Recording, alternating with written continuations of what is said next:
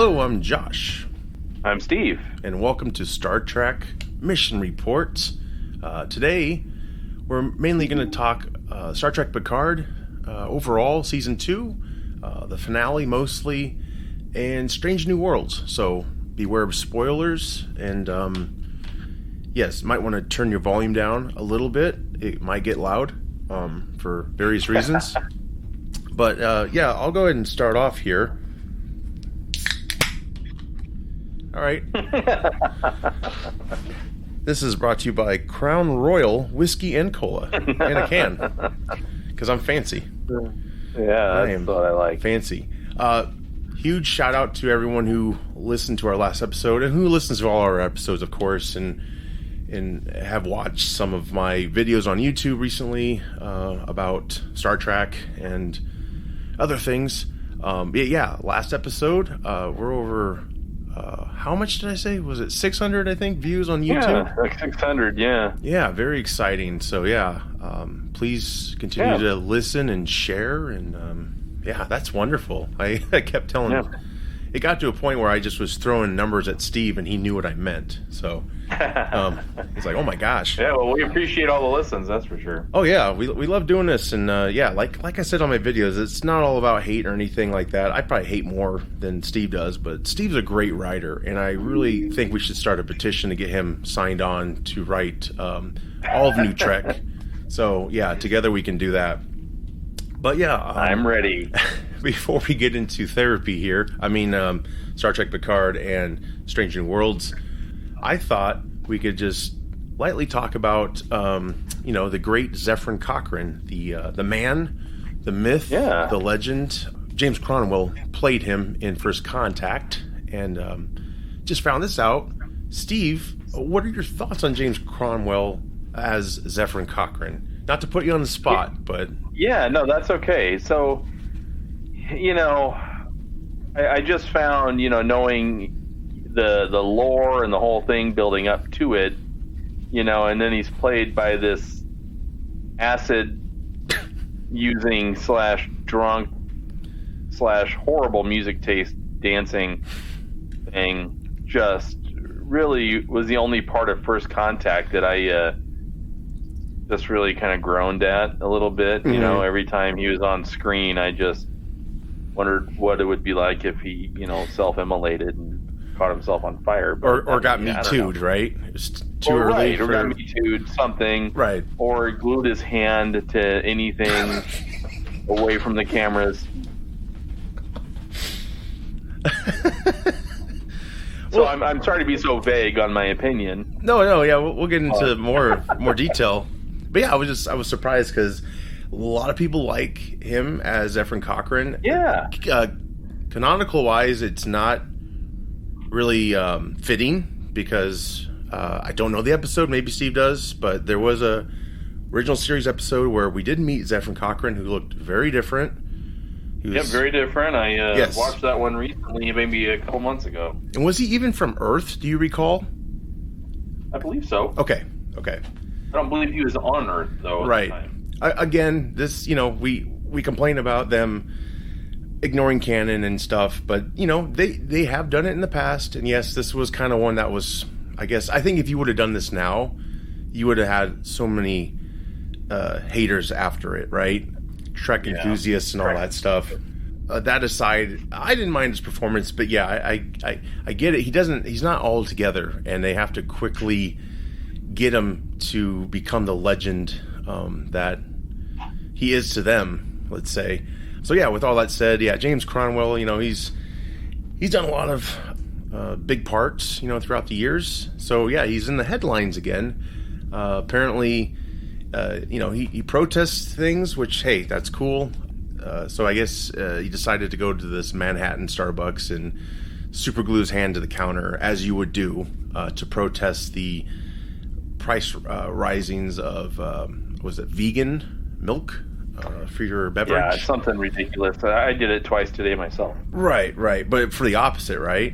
You weren't getting enough of the actual good shit, or... Yeah. Right, yeah. They don't serve anything with red meat at Starbucks, so I was a little upset. Where's Fairway? Yeah.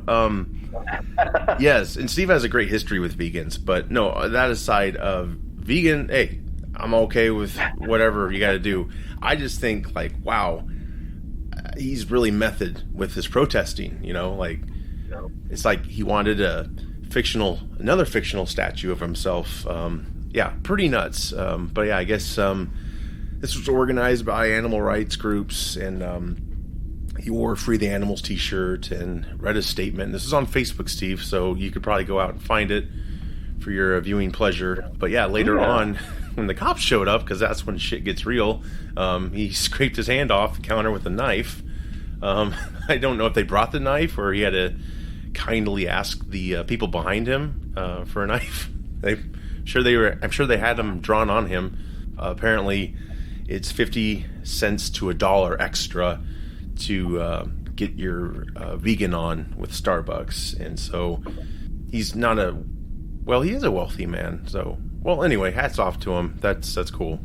I was like, good for him. Yeah, he's in the news. Cool. What project are we doing right now? Yeah, this is it. So, yeah, just thought that was something. Pretty cool, actually. I love that, at the end of his life, he's doing things like this. Good for him. Right. In your 80s, that's what you want to do. Yeah, for sure. Is he in his 80s? I think so. Yeah. Oh, wow. I was just making it up to be a dick, but... Yeah, we got to respect the elders now, so take all that back. Yeah, sorry. I'm not much younger, so... Oh. He's 82 years old. Yes. Very brave, because I as a young man, I mean, yeah, I guess it maybe is part of being older, like you just don't give a shit, but man, that's a lot of courage to get up in front of all these people in a long line and super glue your hand to the counter and protest. Yeah. Do what you do. So hats off to him. Well, Starbucks is expensive anyway, you just take your ass to what are the other ones they got out there? Or hell, open up your own. I don't know. Yeah, I admit I do get Starbucks from time to time, and it's just stupidly expensive. I actually like there's a local one here, Smoky Row. Yes. Yeah, they've got some pretty good stuff too that rivals anything at Starbucks. So. Well, James, if you're listening, come to Des Moines and check that out. And I'd love to get an autograph. It's on me. Yeah, it's on Steve. I'll buy your vegan goat urine or whatever it is. I don't know, but I'm happy to pay for that for you and show you around town. Yeah, for sure. But yeah, I was like, oh, James, he's back in the headlines. I liked his contribution to Star Trek. Good for him. Just so cute. Just a little light thing to talk about before we get into the drama. We have to. We need laughter in life, guys, to get us through the tough times. We do, because I spent some of Picard with my hand glued over my eyes. So. Ah, damn! I envy that. Yeah. Where's the protest for that? Never mind. That's getting into things too soon. No one can tell where we're going. All right. Well, okay. So, Star Trek Picard. Real quick, Steve. Overall impressions of Star Trek Picard going into season 2. Really enjoyed the first couple episodes of season 1. I remember thinking, hey man, this is kind of promising. I was liking where it was going. The addition of Seven is great just because she was one of my favorite characters and not because she was hot. But I genuinely thought on Voyager they wrote her very well. Mm-hmm. And she performed it very well. And so her inclusion I have enjoyed in both seasons, but I was a little cautious going into season 2. I wasn't negative about it, but I also with a lot of things new Star Trek was preparing myself for maybe something other than what I was probably wanting. Yeah. So that said, I really feel like it delivered on my expectations. In a good way? It's like when someone says a serial killer is interesting. It doesn't mean interesting good. It just means, they're wired interestingly. So, yeah, when I say it delivered to my expectations were that it would be a mess with some really cool parts in it, and with some really just shake your head parts in it, and so right. I just hate it when I find myself loving part of it and then just really not loving it, the other part at all, because I just... Yes. There's so many great shows out there that are written well and they're consistent, and this is not, in my opinion, and if anyone disagrees, absolutely, your opinion's yours and that's valid. I just wish it was more consistently brilliant, as opposed to, 1 or 2 scenes per episode being really awesome. Right. Exactly. Yep. For sure. Yeah, I mean, season 2, it seemed promising. I knew certain people were coming on board that I had a lot of respect for. Mark Bernardin, he's got a pretty good writer's credit. He was, I think, the supervisor of the writer's room. And then that Doug Drexler came back and the Akutas to help out with the tech, to bring that look of Star Trek we loved from the TNG era and beyond, to bring that back. Yeah. Which episode 1 delivered on. We got the old ships back, which never really were explained if they were refits or brand new ships. I don't know if you caught that exact, because they seem to contradict what they were, I guess. Yeah. So. I look at it as just the new update design, right? Trying to keep it as modern as possible, but. Right. Yeah, no, I mean, I will say visually, there was really a lot to be proud of in Picard. Yeah, absolutely. Yeah. And so with all that in place, I was very excited about season 2, and I felt like, okay, I think they're going to learn from their mistakes. And the first 2 episodes I thought were done very well. There was a few, minor things that annoyed me, but it was not as bad as season 1. And just to say, overall, I do like season 2 better than 1. That's not really saying a lot. Right. But same here, but yeah, I agreed. This is crap with sprinkles on it. Yes, Season exactly. 1 didn't have any sprinkles, right? Well, and the explanation as to why the show kind of tanked after 2 episodes was that writer, I believe this is the writer, Terry Matalas. He was sent over to do writing for season 3, which we all know now has the TNG cast in there. So I don't know if we'll get what we want from season 3. Kind of wished that Q snapped his fingers and everything disappeared, and this was a season 8. Season 3 is season 8, so maybe it will go down that way. Where do you want to start with this interesting season, Steve? Well, I mean, there's a lot to unpack in the whole deal, but I mean, I think if we're to just kind of talk about it very high level, with spoilers, of course, but high level, it's just, and we were talking about this before the show, how, I already see a therapist, and, this show just felt like, therapy for Jean-Luc, and I know that was absolutely the intent.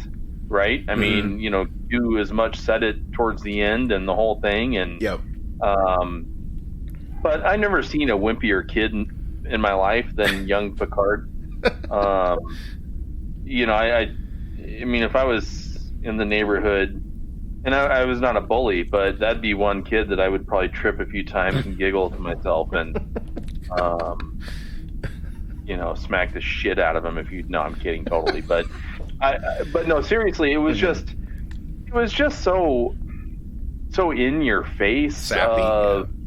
Dealing with trauma, and it's just like, my mother. I really liked the Next Generation, and even sometimes the original series, and certainly Deep Space Nine, where they would have writing that was not as just in your face, I'm going to smack you with the message, something you had to interpret. It was something that you had to kind of pull out, as opposed to them just pushing it at you. Yeah.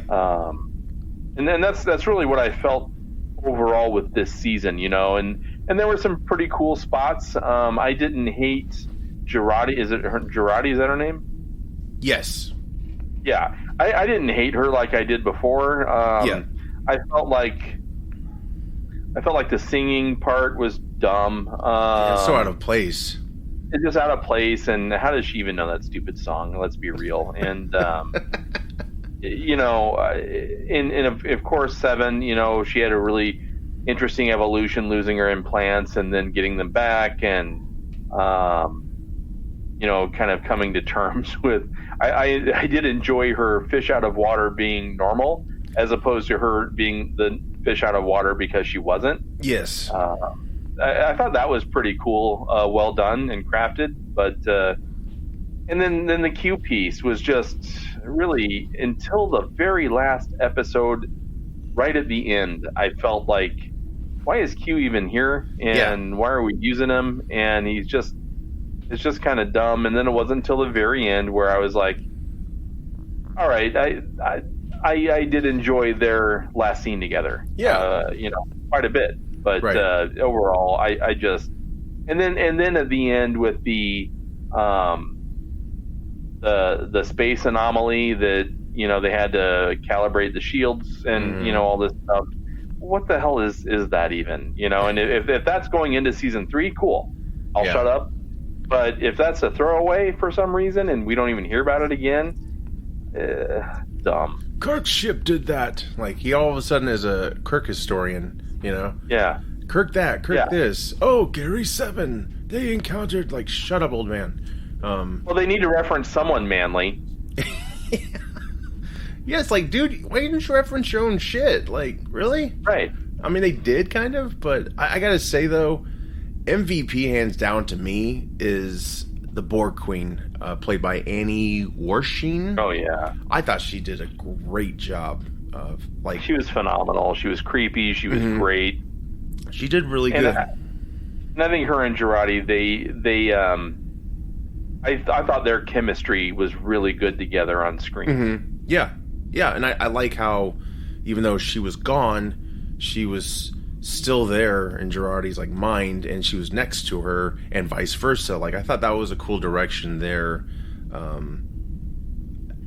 In the end, though, like, I'm glad it turned out to be Agnes, because I don't really care for her character too much. She's kind of psychotic, and so, like, I did think this season was definitely an improvement.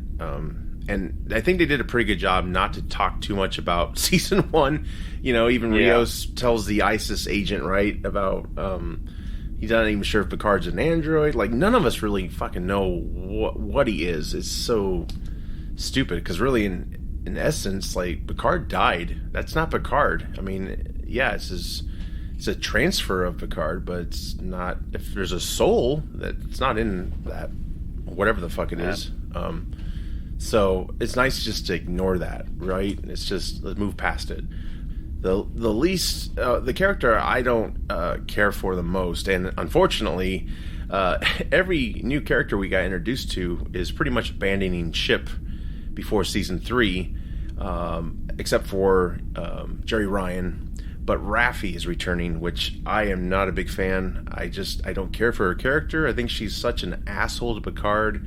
And she's supposed to be this, just like Discovery, right? These are Starfleet officers.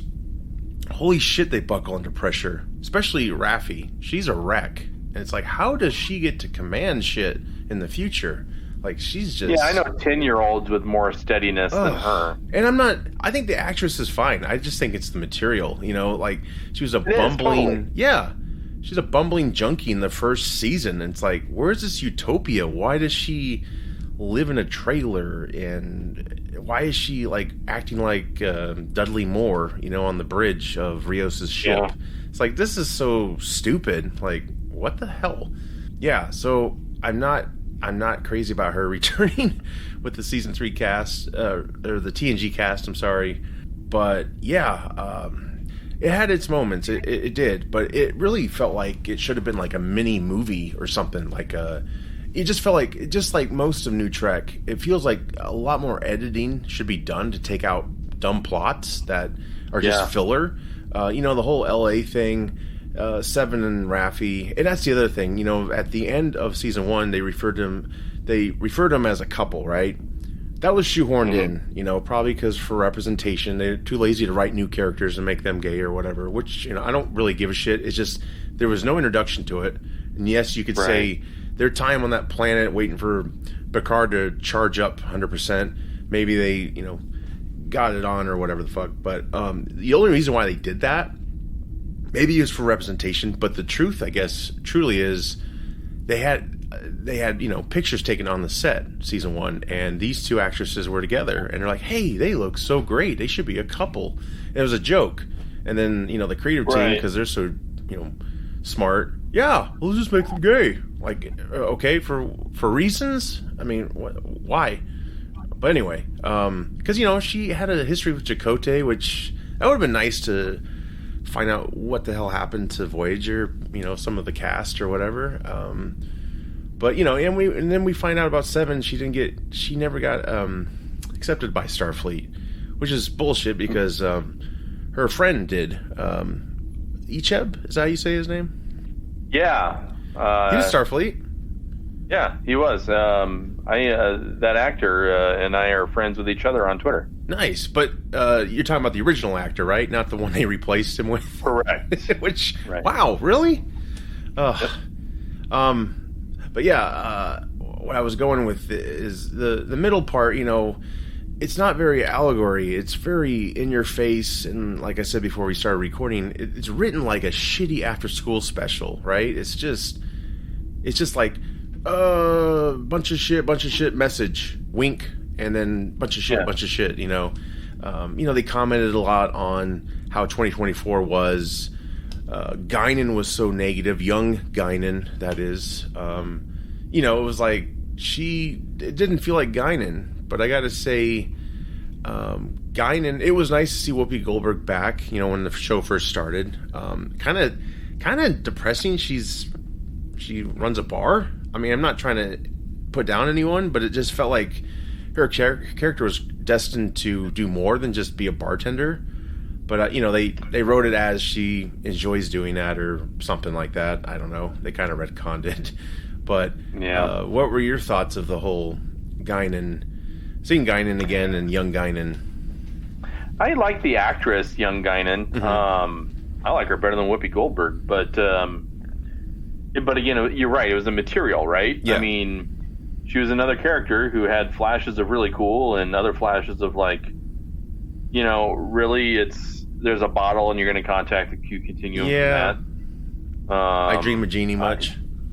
Right. I mean, it's just some really dumb writing. Yes. Yeah. I mean, I feel like it was really, they're trying to pan to a crowd that they think is smart, but they're not writing smart. No.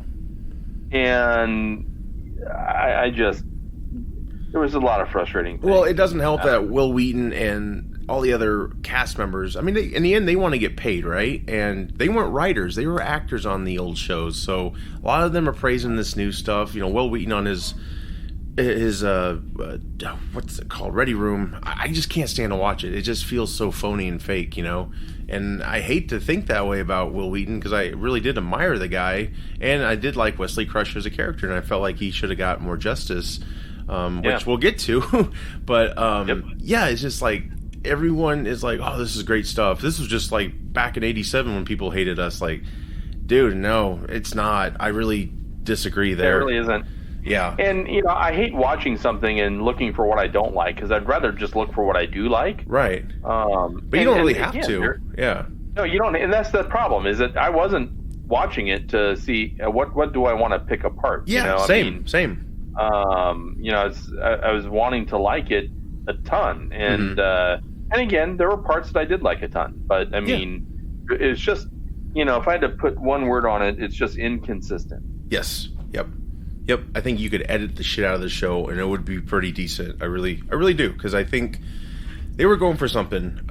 I was afraid the setups wouldn't pay off, and in my opinion, they did not. The new Trek, when they set up these arcs, they don't pay off. The writers are either lazy or they just don't. They're not good writers, or they don't know the material too well, you know.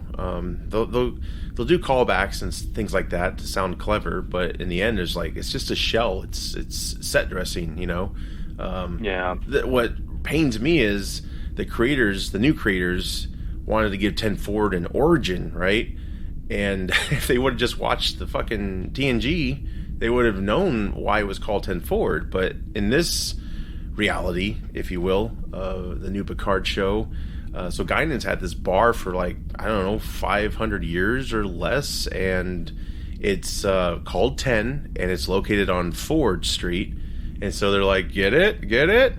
And for fun. Yes. When in reality, unless you could retcon it and say, well, Guinan really wanted it to be called 10 Forward, and so Picard's like, well, what can we do? Let's put you on deck 10 Forward, because that's why it was called 10 Forward on TNG. And I know a lot of people out there like, Josh, you're overreacting. It's stupid, but that's the fucking origin. They already had an origin for it, so should just called it some other name. But again, whatever. Canon doesn't matter. Doesn't matter. Some canon does, but some doesn't at all.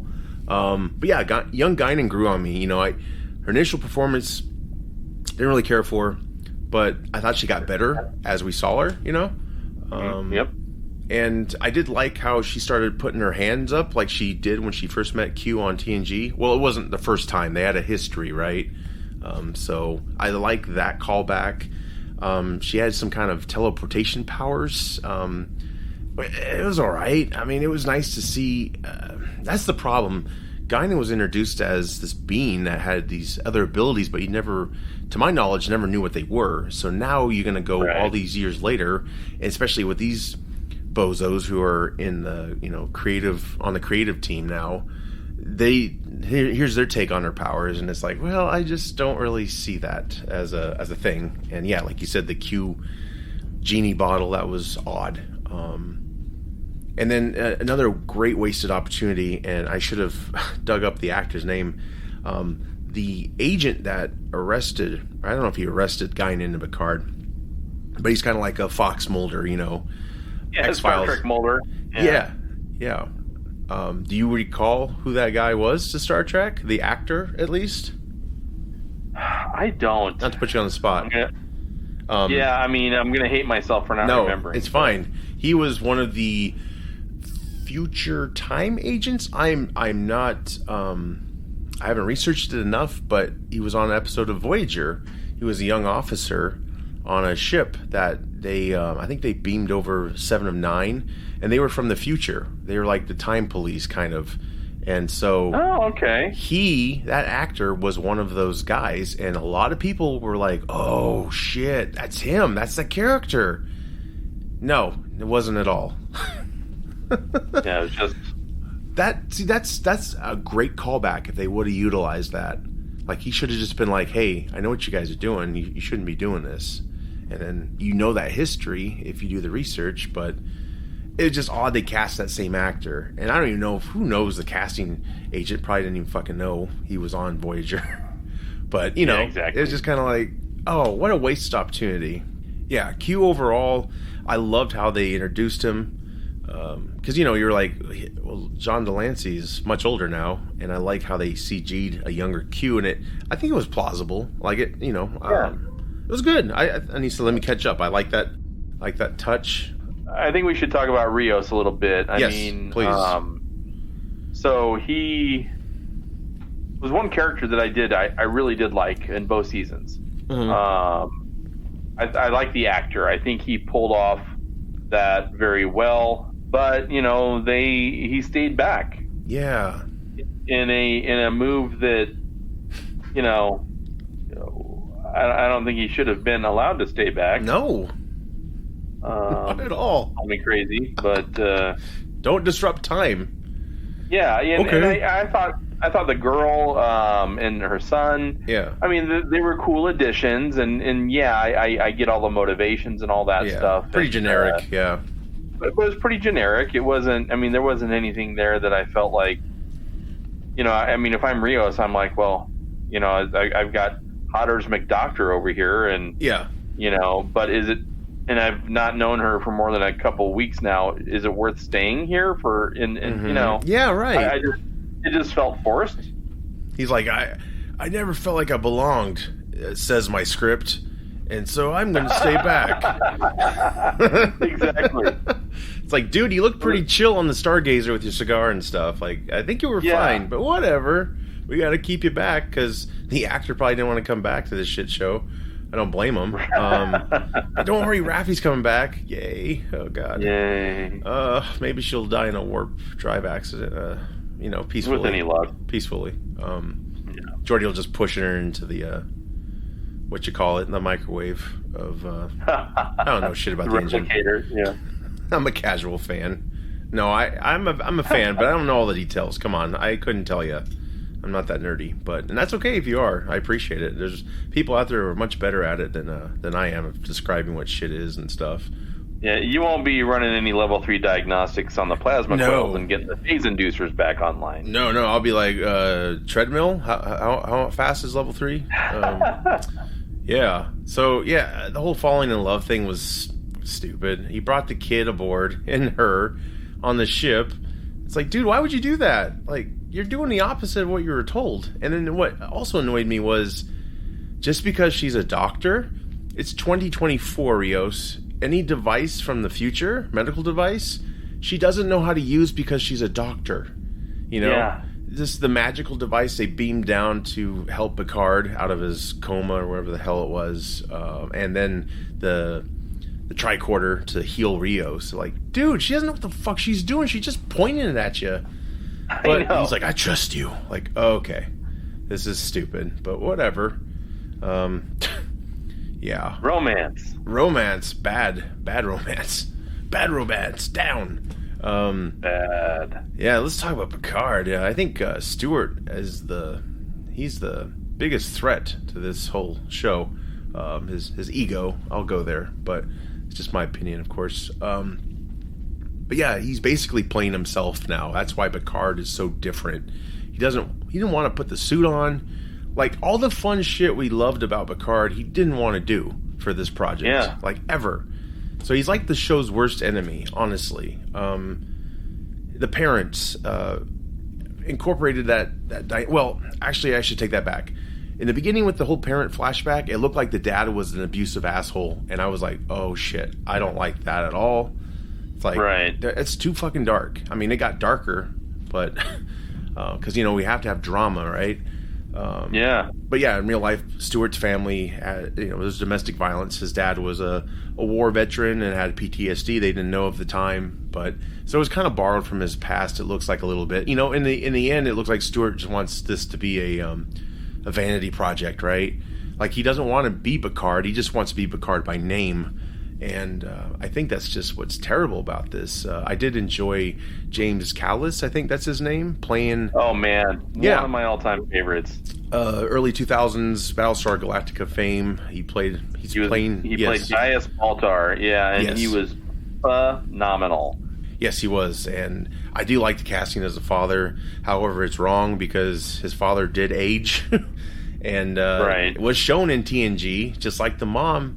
as an old lady, but they, retconned that. I guess Picard said, "Oh, I always imagined her as an older lady offering me tea or some crap like that." Because, spoiler, his mom hung herself because drama. I mean, it's just like that whole plot was just a waste. I thought. I don't know how you feel about it.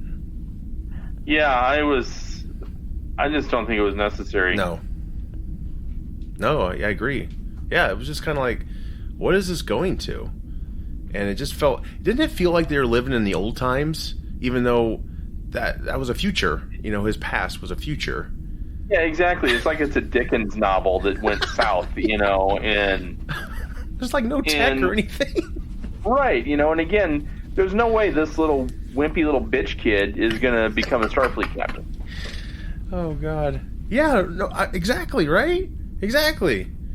And this was all set up already, and they didn't even utilize his brother. Like, if anyone could have character development, maybe. Well, they all kind of did.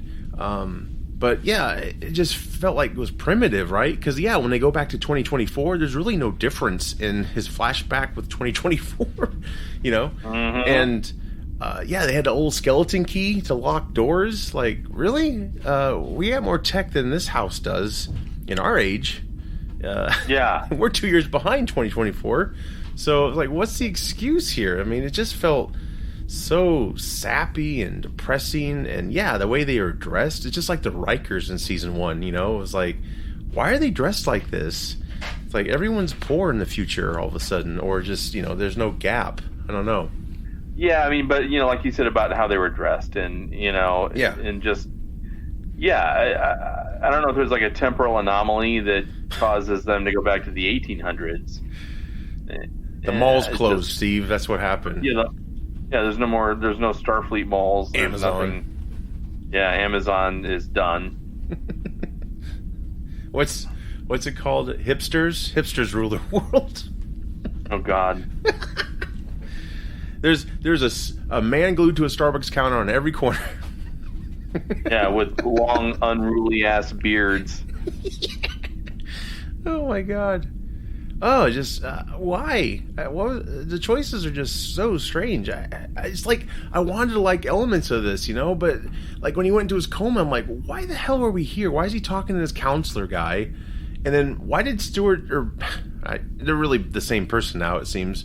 Why did Picard be like, oh, Starfleet has counselors now, or something like that? And it's like, Deanna Troi ring a bell? She was a counselor, Picard. Yeah, exactly. What the hell are you talking about? We're kind of going all over the place, but that's kind of like what the show was like.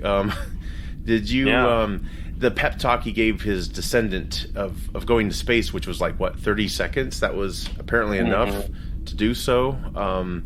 Yeah, that all this other time on stupid subplots could have been spent developing his his descendant's character better. Or wait, no, I'm sorry, it would be an ancestor. Duh, I'm sorry. If you're at an event and an octogenarian comes up to you, even if they're well dressed, and starts having these philosophical conversations with you, your first inclination is to get the fuck out of there. Yes. And just find somebody normal. Right. Yeah, I mean, if someone approaches me on the street downtown in Des Moines, I like tapioca pudding. Like. I don't care what they're saying. Stop talking to me. Oh, gosh. No shit. Yeah, I was just like, oh, what's wrong? You sad? Yeah. I'm sad. Tell me your life. I'm on this shit show. Although I think it's great. Yeah, no kidding. Like, and she probably would have been scrapped from the mission because she was, like, losing her shit and, like, really... Everyone's mental. Yeah. Everyone's mental. Yes, and everyone comes from a traumatic history, you know? They don't have two parents. Everyone's dead. You know, it's just drama. It's like, wow, I thought I tuned in to feel better about my life, but I guess, yeah, pass me the, Grey Poupon. Everyone has to relate, Josh. I know, right? All right? Fucking brain. Because no one does in real life, yes. It's like, why is the viewership going down? What's going on? Why can't we look up to people, right? You know, or look up to the stars, Steve. Look up to the stars. Yeah, there you go. Look up to the stars. Look up to the stars, Marty. Dead. Yeah, well, and that's the other thing. The how and why wasn't really explained in the end of this damn show, to me, anyway. I mean, I might have missed a few things, but, okay, in the beginning, this anomaly, the Borg come through. Apparently they can't fucking talk, you know. You think they'd say, hey, we gotta borrow your tech to charge up, instead of just, you know, coming in like Ursula from Little Mermaid with the tentacles and stabbing shit violently. And it's like, if people just talk, I think we could have avoided this whole thing. So then it would be half of an episode as opposed to 10. You imagine just one episode? Like, that was great, guys. Well done. I can't imagine that. A lot of people can. They probably turned off after the first episode. I'm good. Yeah, good luck. No, but why were these characters plucked from their reality and thrown into an alternate reality with their memories intact? You had Rios, Picard, Raffi, Agnes, and Seven. But Soji wasn't anywhere around except as another character, Core, who was another descendant of Corey, of Soon, another Soon, which that's how they brought Spiner back.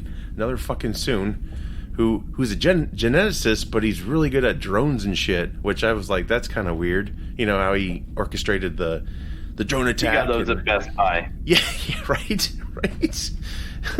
What kind of windows does this thing have? Geek Squad, please. I need you to come to my office, my high-tech office. The whole thing about Q. Oh my god, I just don't understand. Like, okay, so Q. I'm just trying to think Q's point of view, right? Okay, so Picard screwed up the future because he was like, he panicked a little bit. Blow up all the fucking ships, you know. And so they did, and then they all wake up in this alternate future, whatever, and it was all because all of a sudden Picard's ancestor didn't do the mission to Jupiter, whatever, and bring back a plant from Earl May there, and then whatever the hell that was. But yeah, it's like, what is Q's motivation? Because he's deliberately trying to make that alternate future happen but he's also pissed at Picard for fucking up the actual future, you know, because he was trying to like put doubt into his ancestor, and remember that's when he lost his powers, right? So you're like, oh, what's going on there? Is the continuum like, fuck off, dude, you're screwing things up. Exactly. And then he does this like little 1950s television variety show skit of a shrink getting into her psyche, in a non-believable way. Like, he already put that much doubt into her on his own, and then the other plan is because Picard changed her mind in 30 seconds. Or no, it was before that even. It was, let me get this new Soon guy, because this plot doesn't really belong in any of this shit. Let me get him, because, I couldn't get anyone else, to drive their car and kill this chick. He's a geneticist, by the way. You know how he killed the Traveler, or not Traveler, the Watcher at the end with that glove thing. Why didn't you do that with fucking his ancestor? Like, that makes more sense. He's a geneticist. They should have been running from his hand as he's chasing him down the hallway, But no, it's like, I'm just going to hit you with my Tesla. Picard gets hit instead, puts him in a coma, and I guess that was Q's whole plan, so Picard could face the truth that he locked away, that Deanna Troi couldn't find, was that his mom killed herself, Just so... Like, I don't understand. There's no lasting implications. I mean, the characters they killed off, they just brought them all back at the end. Right, and what's his face? I forgot to include him. I'm sorry, probably because I don't really know his character too well. Well, there's nothing to include. Yeah, right. Lord of the Rings knockoff or whatever. They brought him back as a hologram, right? Star Trek Legolas, right? Yeah. He's back as a hologram, and he's got emotion. I'm like, what? He's looking for his sword, and he's like, my friend. Like, dude, you're a hologram. You don't have attachments to like anything. Yeah. Like, I'm so confused. And then someone else pointed out he was dodging bullets, which was hilarious because he's a hologram. You must have watched Remo Williams. Yeah. So that 80s action movie where the character would dodge bullets. Oh, right, yeah. Right. Yep, exactly. And you know what? I think he's I don't think he's coming back either. So all the cool people are gone. Yeah, it's just in the end, it's like, what did it all mean? Like, that was Q's plan to put Picard all through this, just so, like, he knew Picard was going to pull it off, and then he gets his powers back because he said he chose to die or something, right? Yeah. So he gets his powers back. It's like, okay, well, how are they taken? Like, I don't understand what's going on here. It's because we don't have the same writers from TNG. They never would have wrote this shit. Like, this is not how he was. This really is not Q at all. Q-like. Yeah. It's just, now that's what I feared. Like, oh shit, they're gonna mess him up, man. And they did. The hug was a great moment. Like I said, there's a lot of great moments in this show, but when it's surrounded by shit, it's just, You can't get excited about it. I mean, right. you know, they feel like they're writing something as quality of like maybe the first couple of seasons of Game of Thrones or Ozark, and it's like, you know what, you're so far off the mark. Yeah, that's what episodic. Right. It's not episodic. It's a long stringing story, right? You know, and they know how to do that. These guys don't. No, they're just not up for the task. It's like you shouldn't do it, man. Like but these creators got egos, and so does Patrick Stewart. Before I get into that real quick, Wesley Crusher, he's back-ish. What do you think? What did you think about that? Yeah, so with him coming back, I was just less. I don't know. It was just more of a let's shoehorn it in. Mm-hmm. You know, that's what it felt like to me, as opposed to anything else. Yeah. And it's not that, you know, I disliked it necessarily, but I also wasn't excited about it. And, you know, they took Corey or whatever her name was away to go hang out with him and whatever, which is fine. But I just felt like, you know, who can we include? Right. And that was the, you know, let's give them the 43-second scene and call it done. I just picture an alternate ending from 2024. Steve like takes him out with a sniper rifle just as he's walking up to her. It's like, and she's just like, ugh. Oh, that's great. That's it. Apparently, so I didn't put her name down. The Watcher lady, Gary Seven's apprentice, let's say.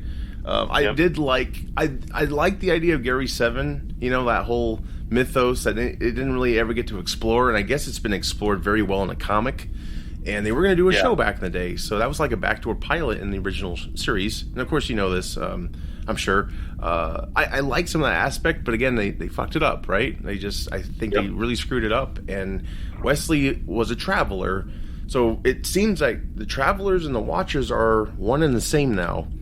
So I'm very confused, and they beamed up him and Cor. Is that how you say your name, or Corey? I mean, Cor or Corey. I can't remember. They beamed up, so that's a Starfleet beam or whatever. It's not like a Traveler beam, which is like a smoke in a box or whatever. So it's like, where the hell did they beam to? Does Wesley do both? You know, is he still in Starfleet, but also a Traveler? Like, I don't know, and that doesn't have to be explained entirely. It's just. I'm just kind of confused, you know. That's why I thought it was just shoehorned in. You know? I mean, it was right. And I do like Wesley Crusher. I hope they gave him a better closure. But and I guess this is all right. I didn't hate it. It was another moment that was okay. Cool.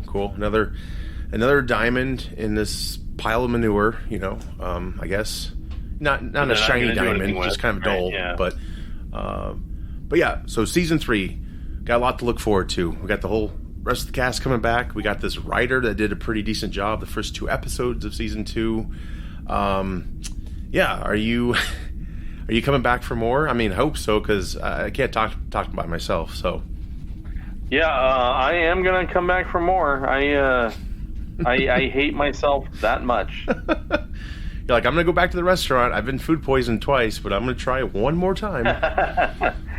No, I mean, I am interested to see what they do with the old cast, and you know, I don't want fan service necessarily, but I also don't want, you know, after school special storylines thrown in my face either. Right.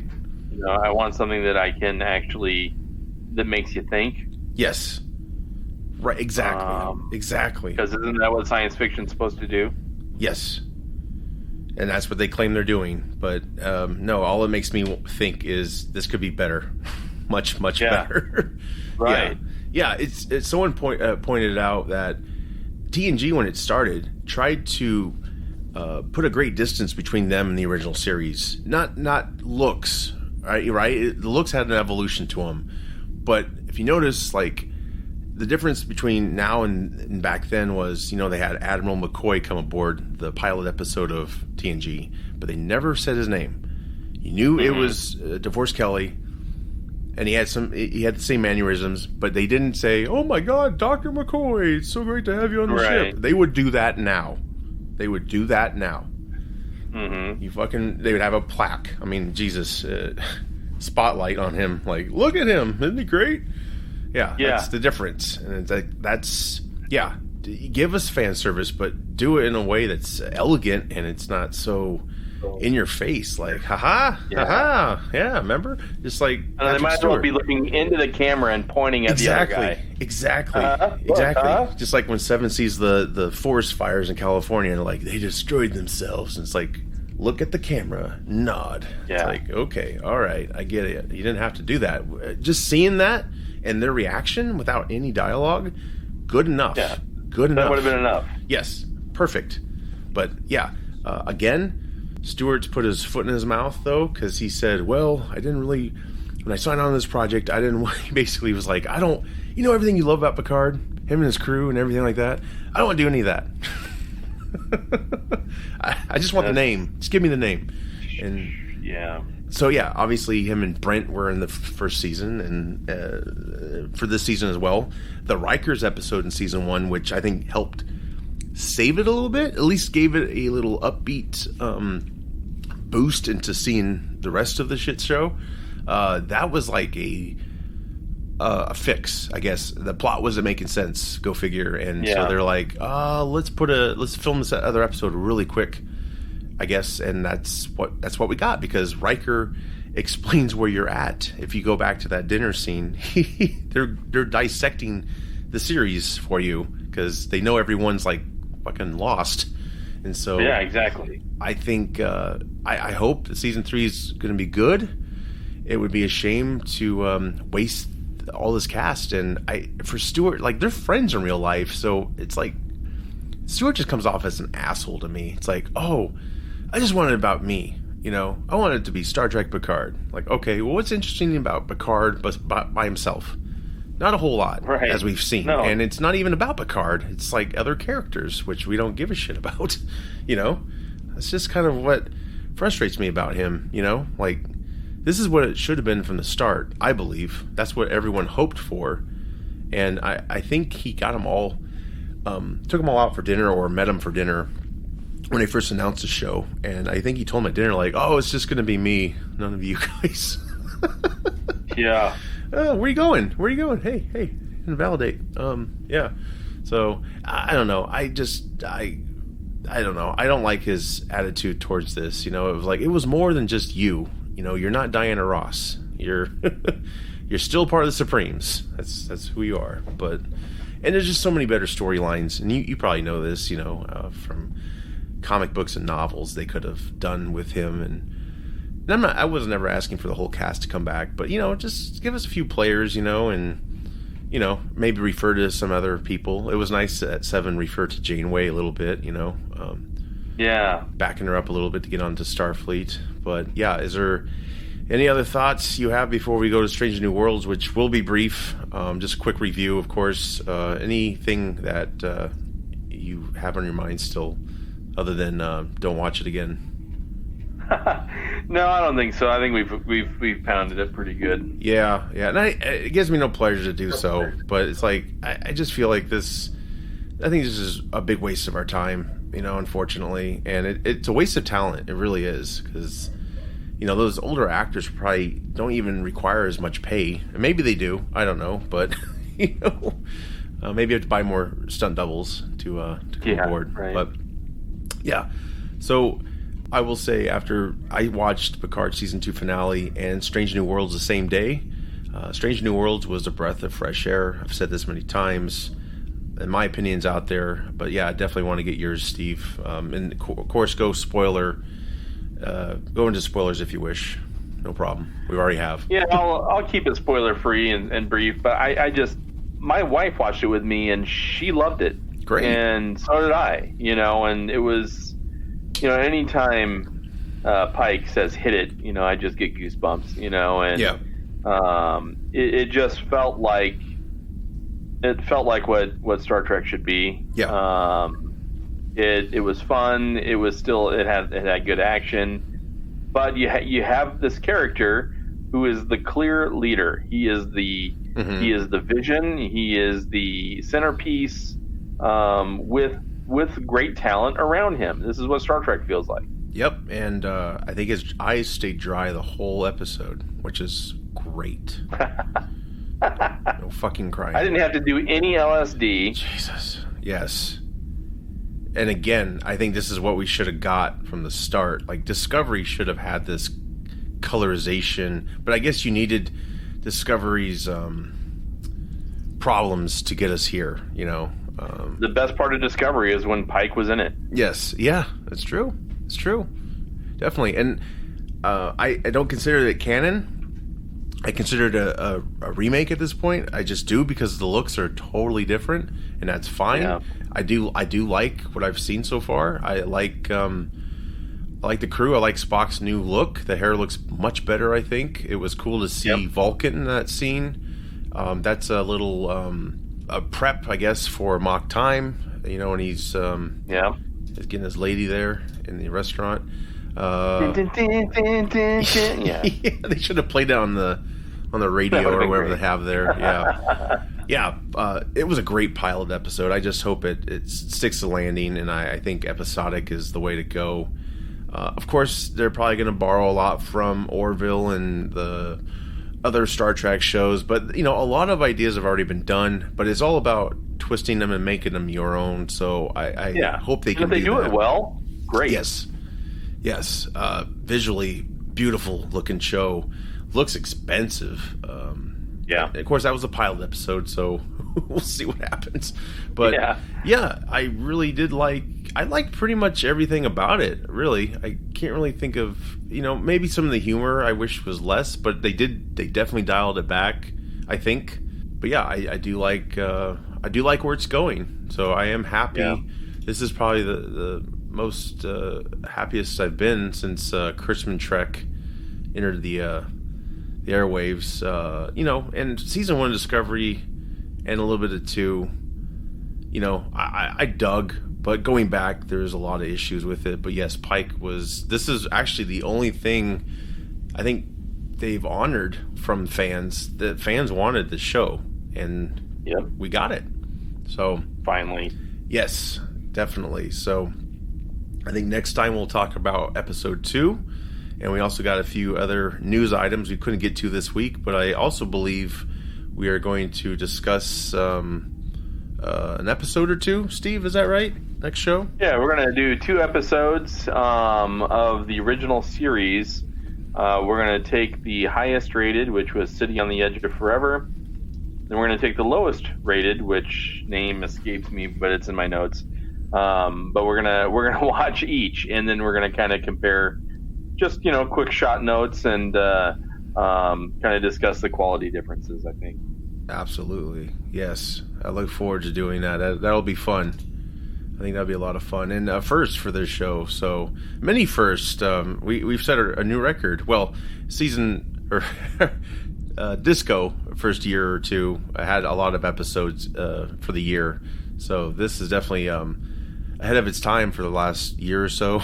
Having another episode like this, we'll keep them coming, and we'll be doing a lot more new things, and hopefully we'll be happy with Strange New Worlds as it goes, and exploring all these other shows. I hope to get into the animated series as well, and comics, maybe novels. Who knows? The sky's the limit. Just look up to the stars.